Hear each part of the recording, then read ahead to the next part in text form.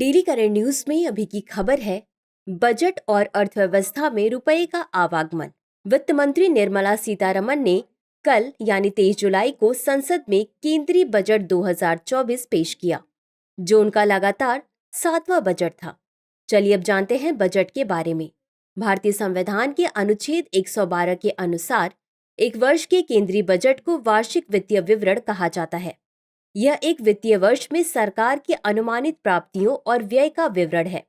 वित्तीय वर्ष चालू वर्ष में 1 अप्रैल से शुरू होकर अगले वर्ष 31 मार्च को समाप्त होता है।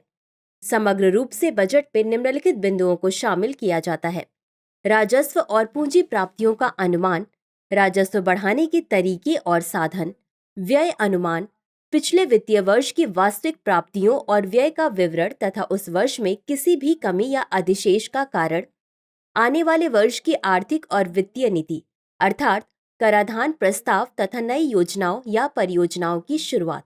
चलिए अब देखते हैं रुपया कहां से आता है। आयकर से 19%, केंद्रीय उत्पाद शुल्क से 5%, जीएसटी एवं अन्य कर से 18%, निगम कर से 17%, सीमा शुल्क से 4%, ऋण भिन्न पूंजीगत प्राप्तियां से 1%, कर भिन्न प्राप्तियां से 9%, उधारी और अन्य देयताएं से 27%। चलिए अब देखते हैं रुपया कहाँ जाता है।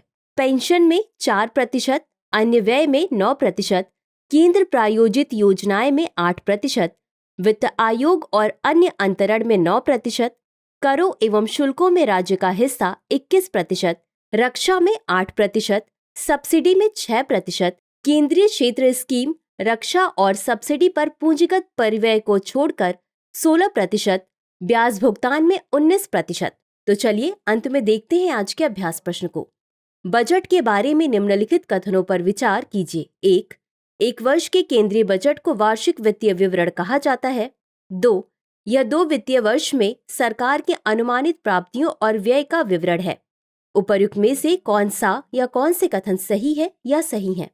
A केवल 1, B केवल 2, C 1 और 2 दोनों, D न तो 1 और न ही 2। इस प्रश्न का उत्तर कमेंट बॉक्स में जरूर दें। अभी के लिए बस इतना ही। धन्यवाद।